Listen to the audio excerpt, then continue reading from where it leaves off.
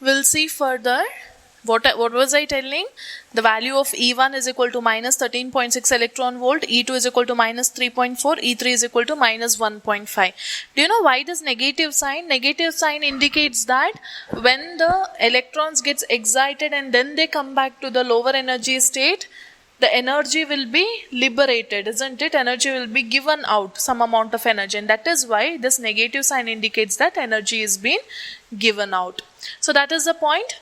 Then we shall see next point that you have to notice, the energy of stationary state n is equal to infinity. What will be the energy of infinite state? Energy of stationary state n is equal to infinity will be 0. Will be 0 always. Will be 0. Hope these things are clear. Next we shall see this Bohr's theory, that is Bohr's model or Bohr's theory concepts can be applied to hydrogen and the atoms or ions that are similar to hydrogen. That is, we call them as isoelectronic species.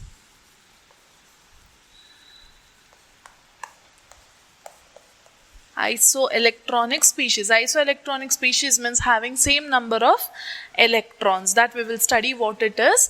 That is, the species which are isoelectronic with hydrogen will be showing or will be satisfying this Bohr's theory. It is applicable. So next point what you're going to write here, Bohr's theory is applicable for isoelectronic species like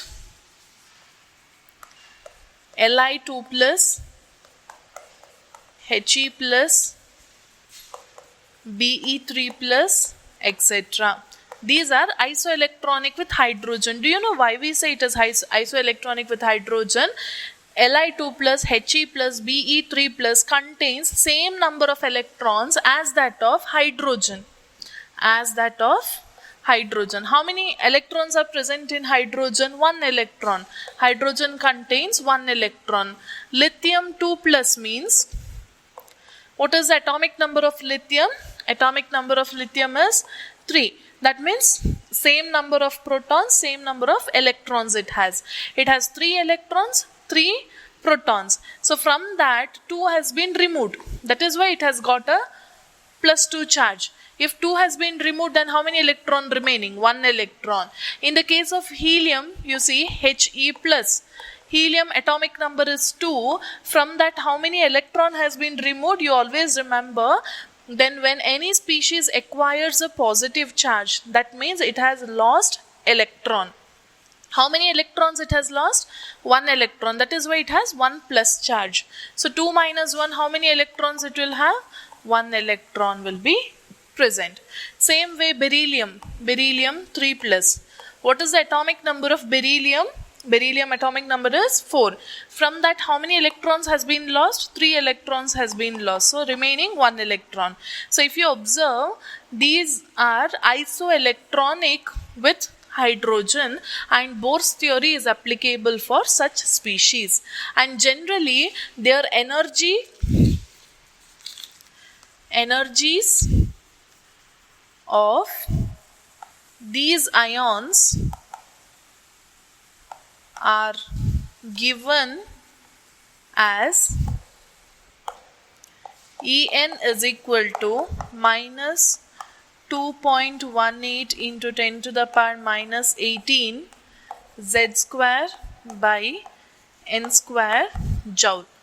For the species that are isoelectronic with hydrogen, the energy of them are given as this particular formula. This is a constant value, Rydberg's constant. Z means atomic number, N means what? N means number of, that is principal quantum number, N, or say integer.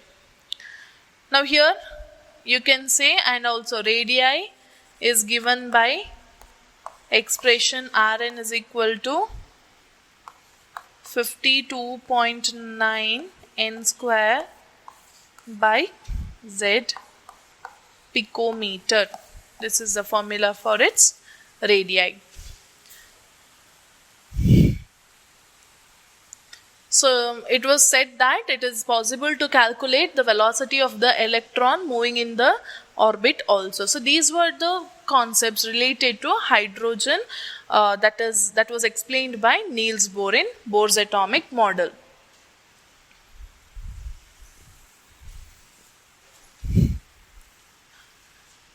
Let us see other things. Next is limitations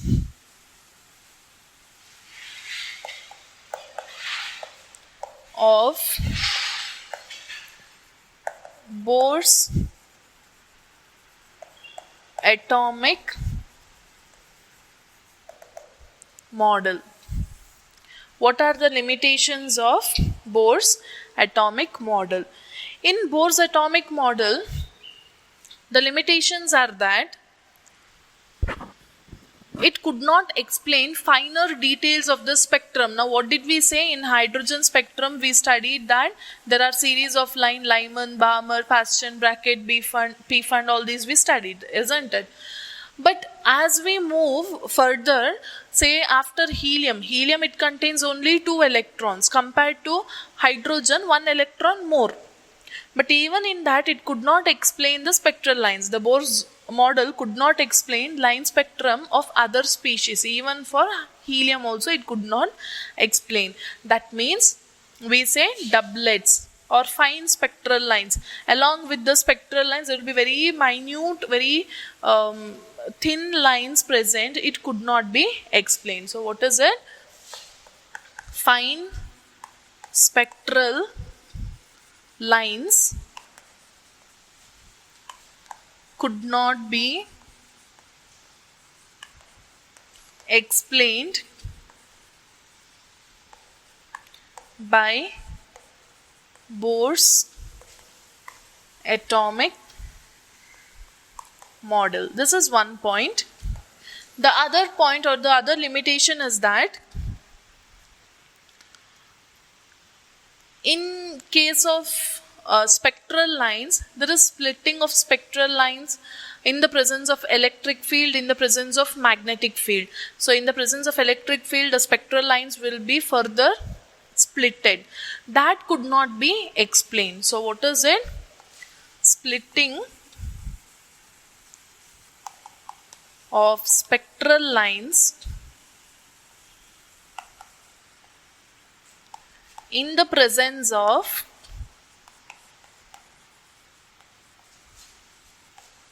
magnetic field, in the presence of magnetic field, and this effect is called as splitting of spectral lines in the presence of magnetic field is called as Zeeman effect. Zeeman effect. This one. And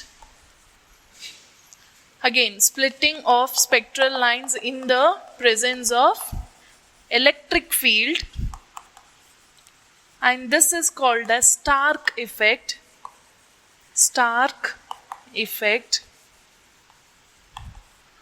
was not explained or could not be explained. Could not be explained. So what is it? Remember this way: a magnetic field Zeeman, electric Stark. Okay? Splitting of spectral lines in the presence of magnetic field, the spectral lines can split further. That effect is called a Zeeman effect. And if electric field is placed, the spectral line splits further, and that is called as Stark effect. But these two effects was not explained based on Bohr's atomic model. This was also a limitation of Bohr's atomic model. The other one is, it could not explain, I have told you about this, it could not explain the spectrum other than hydrogen. Explain spectrum other than hydrogen. Other than hydrogen, it could not explain the other spectrum for the molecules. Then what is it? This was about atomic model, but again he further could not explain how these atoms form chemical bonds and form molecules. Now you know, when we say hydrogen molecule or hydrogen gas, it is a molecule, isn't it, where hydrogen forms a chemical bond with another atom. Hydrogen atom forms chemical bond with another atom to form molecule. Not only hydrogen, say if HCl means a bond between hydrogen and chlorine has to be formed. All these things were not explained in Bohr's model. That is, he could not explain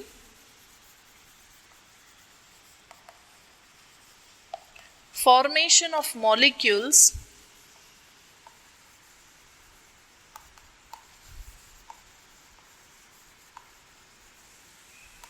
using chemical bonds. It is formation using chemical bonds. These are the limitations of Bohr's atomic model. So here is the concept of Bohr's atomic model.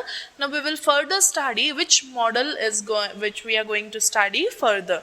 It doesn't mean that he didn't explain anything. He has explained many concepts and you know about it, isn't it? As soon as we finished studying Rutherford's model, we said which are the other properties that could have been explained by Bohr's model. He explained about the movement of electrons in the orbits. He said that it has fixed energy. He said how the transition takes place. All these things he has explained. He has given idea of line spectrum also. Otherwise spectrum was not explained earlier. He gave idea about it as well. But these were the limitations, because of which further some other model came into picture which gave much detailed idea about atoms and its model that we'll study.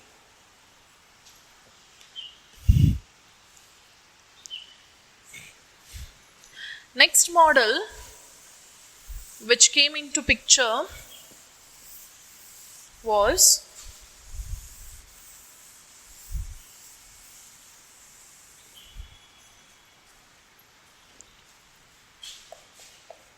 quantum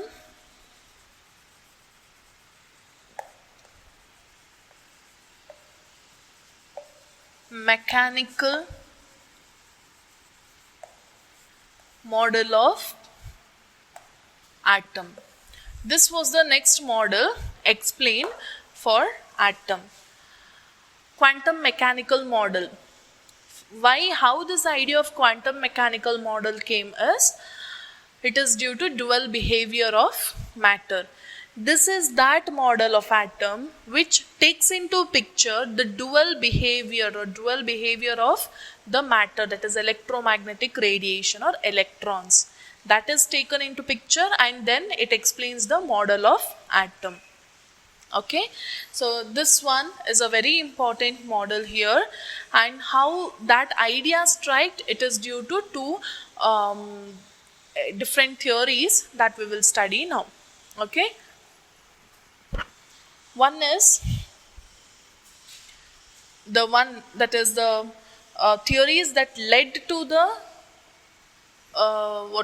explanation of quantum mechanical model is, one is dual nature of matter,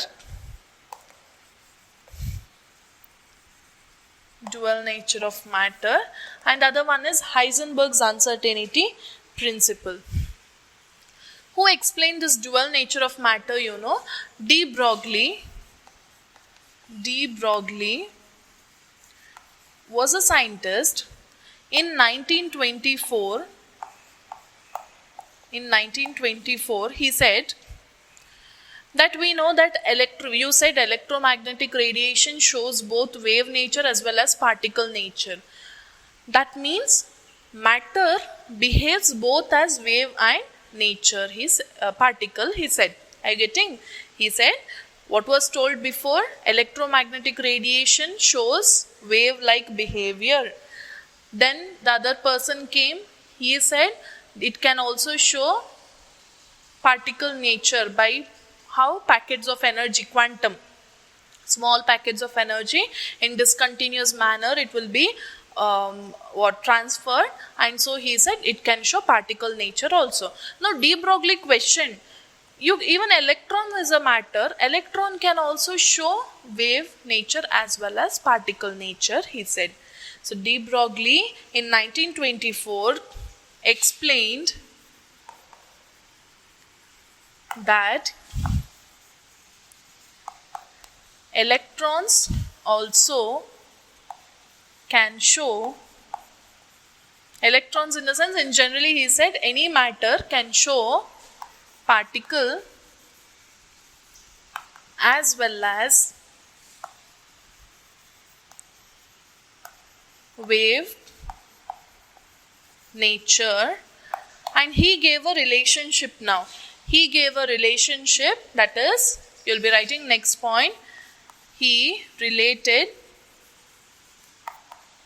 wavelength, wavelength is given as lambda, wavelength, and momentum,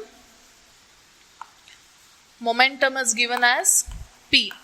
He related wavelength and momentum according to his theory as lambda is equal to h by p. A very important one, lambda is equal to h by p. It's a derived expression given here, which can also be written as, or you can also write it as lambda is equal to h by m into v. Why m into v? P means momentum. So momentum means mass into velocity, product of mass and velocity. So you have to write where lambda is wavelength, h is Planck's constant, Planck's constant.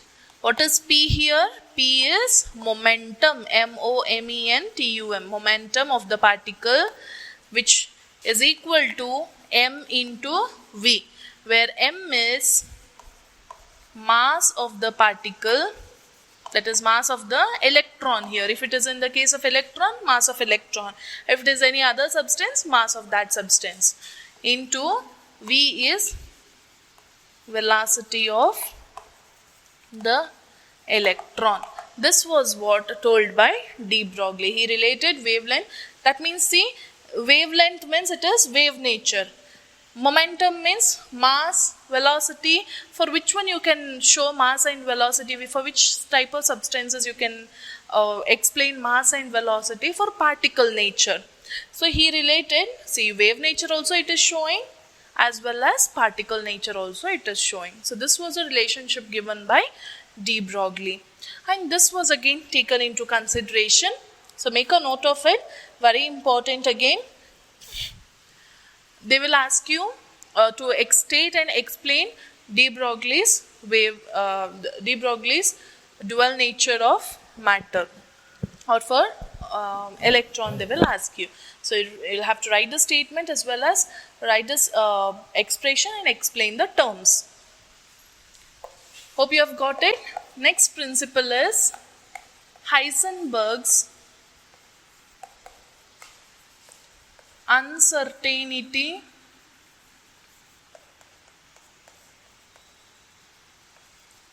principle. So these two were the main concepts which led to the development of quantum mechanical model of atom. Now what did Heisenberg said? Heisenberg uncertainty principle, uncertain means which we are not sure of. Heisenberg was a chemist. Okay, he was a scientist who explained that in case of atom, it is not possible to determine the momentum as well as, that is velocity as well as position of the particle simultaneously, he said. What did he say? Heisenberg stated that it is impossible to determine exact position and exact momentum of the particle simultaneously. Simultaneously means at the same time. Because now you know Bohr's model, he said many things about the movement of electrons in the orbit. He said that orbits has fixed energy, electrons has fixed energy. All these things were told, isn't it? So this Heisenberg said, according to his uncertainty principle, he said, it is impossible to, if you say that you can determine exact position and exact momentum of the particle. Now, nucleus orbits and there somewhere electron is revolving, and electron is not like it goes very slow, it goes with high speed. Electron will be moving around with high speed, it will be spinning around with high speed. So he said, how do you say that you can determine exact position? Position means you will say, okay, electron is present here only, and momentum means you have to calculate its mass along with velocity. So practically it is impossible, he said. Whom? Heisenberg. So that principle is called as Heisenberg's uncertainty principle. It states that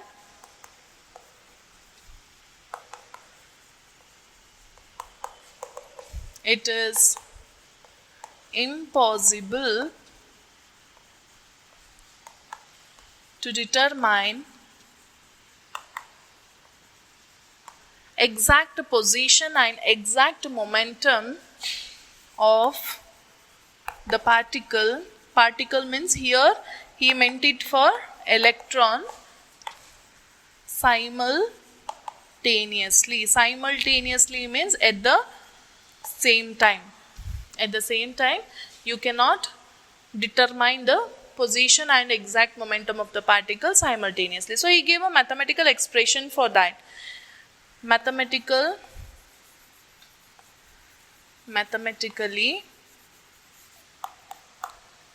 it is given as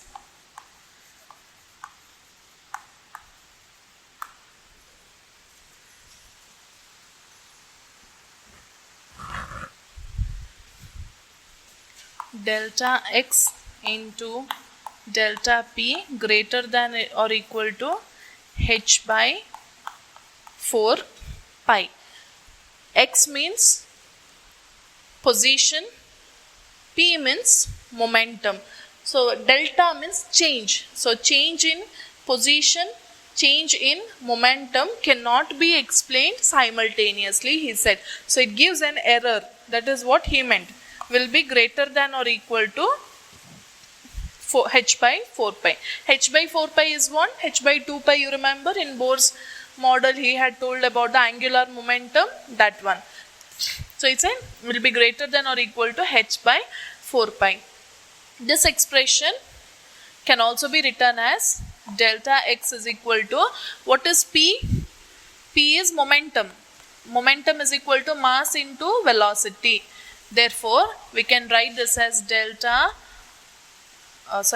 x into delta, or say m into delta v greater than or equal to h by 4 pi. This is another way of writing this expression where you need to explain the terms. What is delta x? It is uncertainty in position. What is delta p? Uncertainty in momentum. Uncertainty in momentum. M you know mass of electron, V you know it is velocity of electron. So this Heisenberg's uncertainty principle, when he said that you cannot determine simultaneously the position of exact position and exact momentum of the particle, yes, it is true. Why? Because see, if you consider, and this does not apply, Heisenberg's uncertainty principle applies to microscopic particles. Microscopic means very minute particles which can only be seen through microscope. For those particles it is applicable, but if it is a larger object like that of planets and all, you can't say that you cannot determine exact position and exact you can see it, isn't it? So you can also, because it will not be with a very high speed, then you can check out, maybe you can check out the position and momentum simultaneously, but for microscopic object it doesn't. So this theory is applicable, or principle is applicable only for microscopic objects, not macroscopic. It is applicable for microscopic objects. Microscopic objects it is applicable, whereas for macroscopic objects this principle does not apply. Remember that point. And now if you see this Heisenberg's uncertainty principle, if you consider, it also explains electron is so small that it is considered as a point charge. Now I write it this way, isn't it? But in actual, electron is considered as a point charge, where you can just put a point. That means that much is the electron, like that we consider it as considered as point charge. Then just imagine when it is continuously moving with high speed, can you determine its mass and velocity, or you can determine the position? No. So this Heisenberg's uncertainty principle holds good there, and it violates, or it shows up the wrong assumptions of Bohr's model also. What Bohr had told there, electron has fixed energies, or the orbits have fixed energies, all that what he had told. So he said that maybe you will have to replace that term called as probability. Probability means may or may not, like that. You cannot 100% you cannot tell that yes, this is going to happen, or this is how it looks like, he said. That's about Heisenberg's uncertainty principle. Next thing what we will be studying is about this quantum mechanics. I'll just give a brief picture of it, and in the next video we shall discuss about its concepts. This quantum mechanical model of atom. What is quantum mechanics? Quantum mechanics is that branch which takes into account